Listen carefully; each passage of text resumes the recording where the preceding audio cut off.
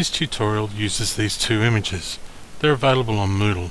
However, any two or more photographs can be blended. The two images are both 261 by 263 pixels.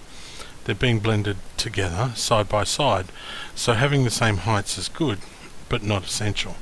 The widths of the images is irrelevant even though they're the same in this example.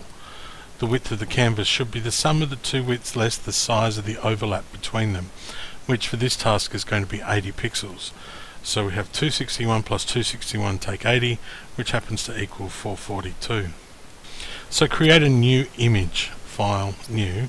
The size of the canvas should be 442 by 263 pixels. Open the images using File, Open as Layers. You can open them at the same time.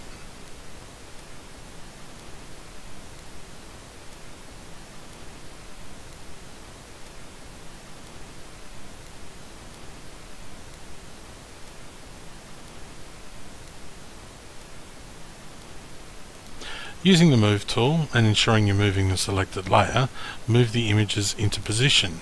They should overlap.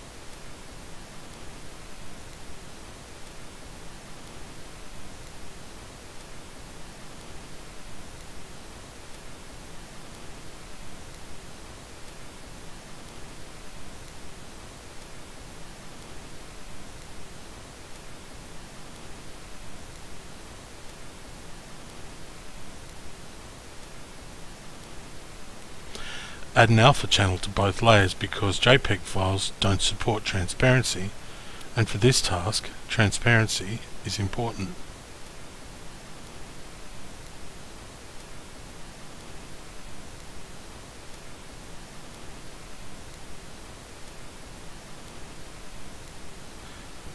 Select the camel layer again in the Layers dialog.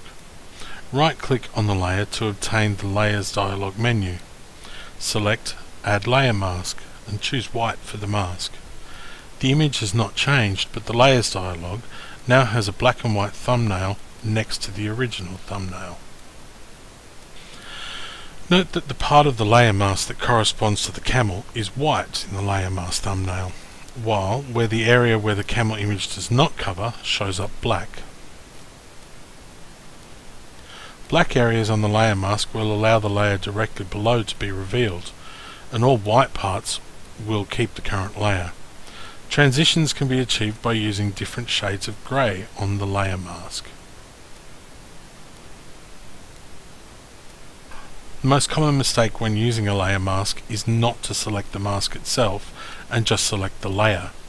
If you paint on the mask, then the images will blend. If you just select the layer, then you may find the image you want to blend will disappear or have black paint lines on it.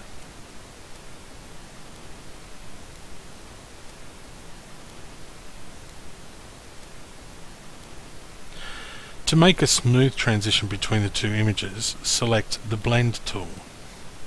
Select the layer mask for the camel layer and experiment with the gradient you have chosen. In this example, you should use a linear gradient. Dragging from the left to right will create the gradient from transparent to opaque, that is, from black to white.